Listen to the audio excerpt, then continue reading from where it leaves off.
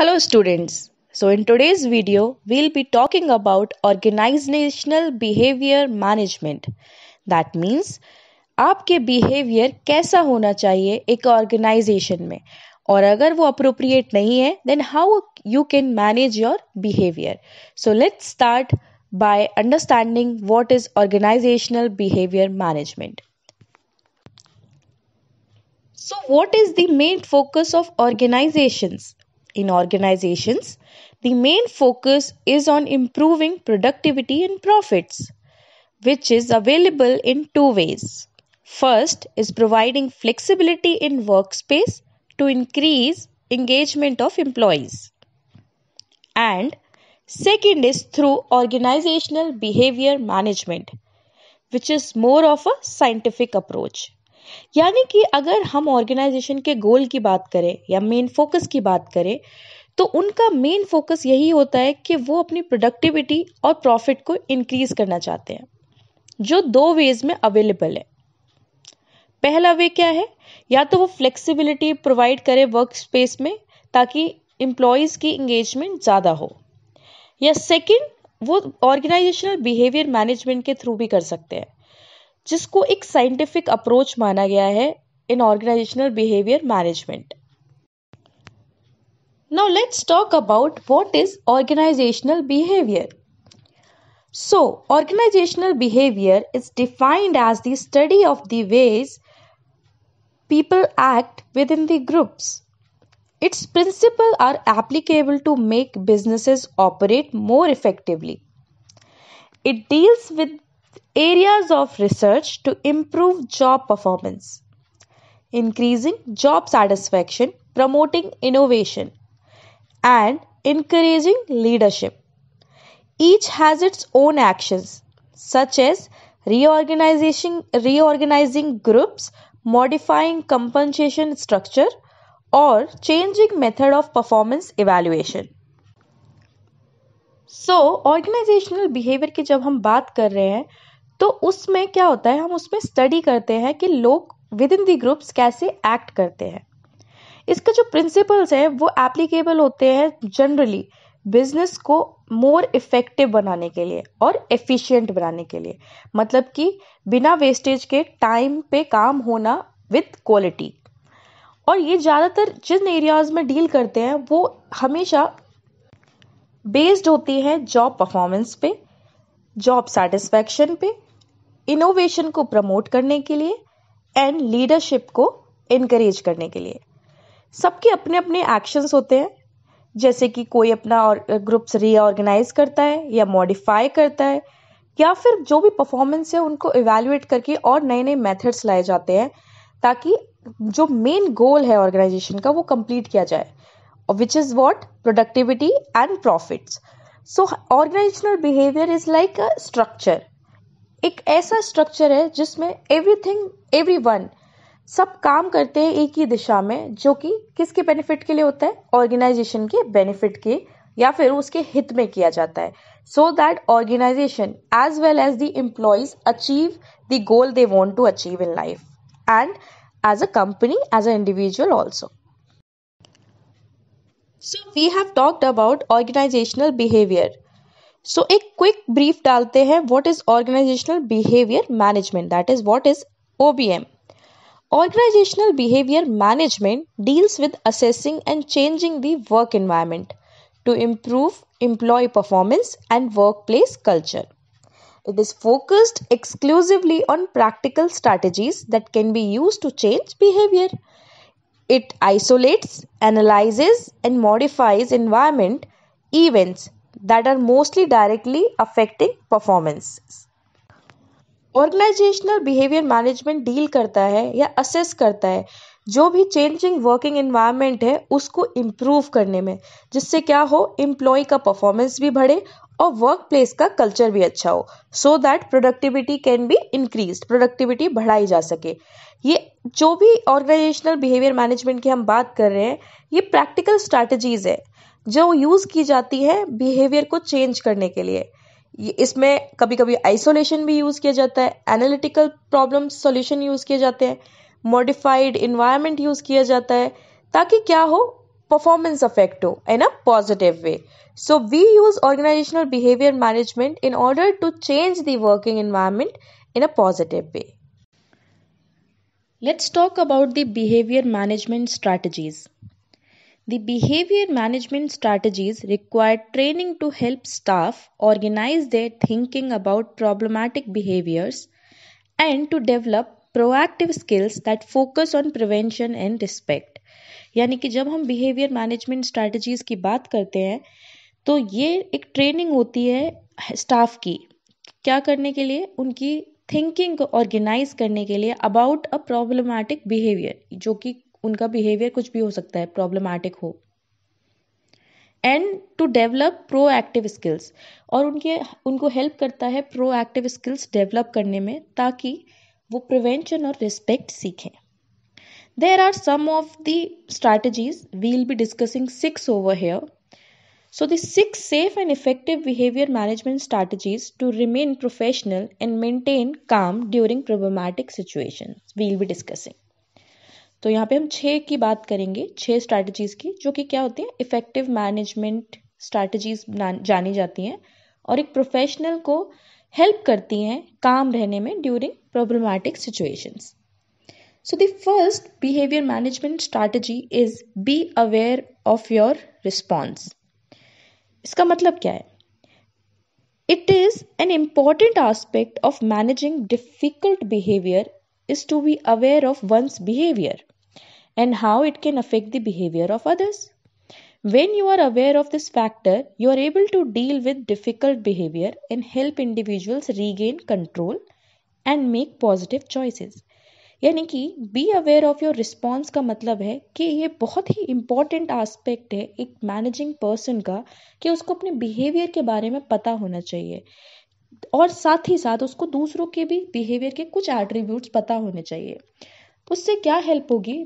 अगर आपको पता है कि सामने वाला मेरी इस बात पे ऐसे रिएक्ट करेगा तो आप अपनी बात को चेंज कर सकते हैं, या फिर जब आपको पता है कि सामने वाले की बात मुझ पे ऐसा इम्पैक्ट डालेगी तो उस टाइम पे आप उस बात को अवॉइड कर सकते हैं. इसमें आप ही का प्रॉब्लम से बचेंगे या आप ही का भला होगा. So this type of this can be a strategy that you should be aware of your response कि अगर ये बंदा ऐसे बोल रहा है मुझसे तो in order to answer him or her मैं क्या रिस्पॉन्स कर सकता हूँ, so that you can control your response and कुछ भी आप ऐसा ना बोले जो आपके अगेंस्ट जा सके. Second type of strategy says maintain rational detachment, जिसका मतलब है being rationally detached helps you maintain control by not making negative comments or actions personally. Without this key ability, team members may react instantly or defensively, which will only worsen the situation. Equipped with this skill helps you to diffuse challenging behavior and encourage positive behavior. यानी कि maintain rational detachment का मतलब है कि आप कभी किसी से इतने अटैच ही मत होइए ऑर्गेनाइजेशन में दैट अगर आप उनसे कुछ बोलें और रिस्पॉन्स में वो कुछ आपको बोलें तो आपके मेंटली उस चीज़ को अफेक्ट कर सके. इससे आप नेगेटिव कमेंट्स से भी बचे रहते हैं जो कि पर्सनल लेवल पे कभी कभी आ सकते हैं या आप किसी को दे सकते हैं. और इस एबिलिटी के साथ आप किसी पे इंस्टिंक्टली या फिर एकदम से रिएक्ट भी नहीं करेंगे और डिफेंसिव भी नहीं होंगे ताकि सिचुएशन खराब ना हो. अगर आपके पास ये स्किल है, मतलब अगर आप जानते हैं कि कैसे रैशनल अटैचमेंट मेंटेन करना है, तो आप चैलेंजिंग बिहेवियर में हमेशा अपने पॉजिटिव एटीट्यूड को एनकरेज करेंगे और कभी किसी पे नेगेटिव कमेंट नहीं करेंगे. और अगर आप ऐसा नहीं करेंगे तो आपकी सिचुएशन कभी भी आपके हाथों से नहीं निकलेगी या खराब भी नहीं होगी. Everything will work smoothly in a very proper systemized manner. The third behavior management strategy can be attentive. Now, what does it mean?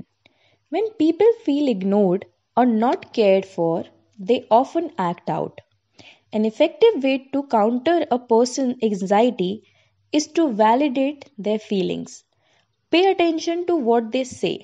Give them plenty of personal space. Show concern through facial expression and body language that you are listening and you can help with the reasons for being upset and give a reason to gain or regain control. यानी कि be attentive का मतलब है कि जब आप organisation में काम करते हैं और अगर आपकी वजह से किसी को इग्नोरेंस फील होती है तो उससे उस पर्सन का मोरल डाउन हो सकता है। तो आप अपने बहुत अच्छे बिहेवियर यानी कि इस अटेंटिवनेस से किसी भी पर्सन को एक आराम से उसके पर्सनल स्पेस देके समझा सकते हैं थ्रू योर बॉडी लैंग्वेज, यानी कि अपने फेशियल एक्सप्रेशन अच्छे करके और अपनी बॉडी लैंग्वेज अच्छे करके कि आप उसकी बात को सुन रहे हैं और उसको जो रीज़न है जिसकी वजह से वो अपसेट है या फिर इग्नोर्ड फील कर रहा है, आप उसको काम भी कर सकते हैं, रिलैक्स कर सकते हैं और उसको एक रीज़न दे सकते हैं कि that you have certain control over all these thoughts. This type of strategy will help you every time in the organization because you will regain the control or the trust of the person to whom you were talking. The fourth business management or organizational management strategy can be positive self-talk. Now, it is always necessary to remind yourself that when you are the target of an outburst or a negative situation, you are rarely the cause of the behavior. And just as thinking negatively, I can't, might cause you to react one way, instead tell yourself, I know what to do, will cause a more productive response.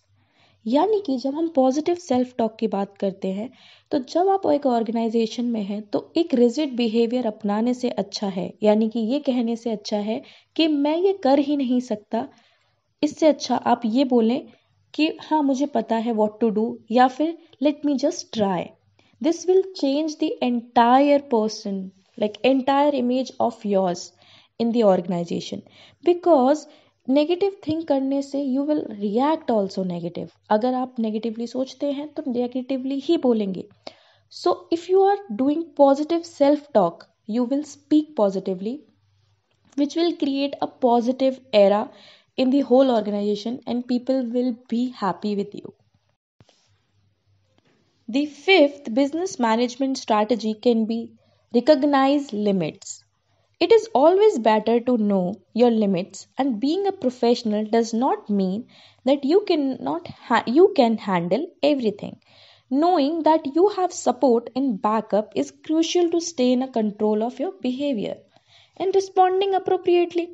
It is good to accept your limits and keep in mind that sometimes the best decision is to let someone else take over. यानी कि you should always recognise, आपको हमेशा अपनी limits को recognise करना चाहिए.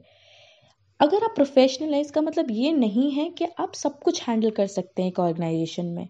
कभी कभी आपको बैकअप और सपोर्ट की भी ज़रूरत होती है in order to stay control. ठीक है, सो समटाइम्स दूसरों को भी मौका दें उस चीज़ को हैंडल करने के लिए. किसी भी let's suppose if I am talking about a project, तो किसी प्रोजेक्ट को दूसरों को भी हैंडल करने का मौका दें. ऐसा ना सोचे कि okay I am the professional और आई एम द सीनियर, तो मुझे ही सब आता है, मैं सब हैंडल कर सकता हूँ. Sometimes you should set your limits कि ओके मैं इतना ही काम करूँगा, इसके बाद मैं सबको मौका दूंगा. This will create a good rapport और this will create a good image of yours in the organisation. Last but not the least is business management strategy is known as debrief. Be sure to debrief after the crisis. Talking about it can help relieve the stress. It's also important to appreciate what was done well and how to respond better the next time a situation occurs. So debrief is very much important if you are in an organization because अगर कोई project हो रहा था वो नहीं भी हो पाया या हो भी गया, आपको अपनी टीम मेंबर से अपने स्टाफ से अच्छे से बात करनी है एंड फाइंड आउट करना है कि अगर नहीं हो पाया तो क्यों नहीं हो पाया, अगली बार हम क्या क्या स्टेप्स अच्छे से ले सकते हैं. So debriefing is very much important when we talk about organisational behaviour management. With the proper training and behavior management techniques that are focused on care, welfare, safety, and security for each person involved in a crisis, the organization can manage difficult behavior with confidence and competence. यानी कि अगर हम बात करें proper training और behaviour management techniques की जो कि किस पे फोकस करती हैं, केयर पे, वेलफेयर पे, सेफ्टी पे और सिक्योरिटी पे, तो कोई भी ऑर्गेनाइजेशन किसी भी डिफिकल्ट प्रॉब्लम को with good behaviour, with good confidence and with good competence आराम से हैंडल कर सकती है। If you really like this video, kindly like, share and subscribe, and don't forget to press the bell icon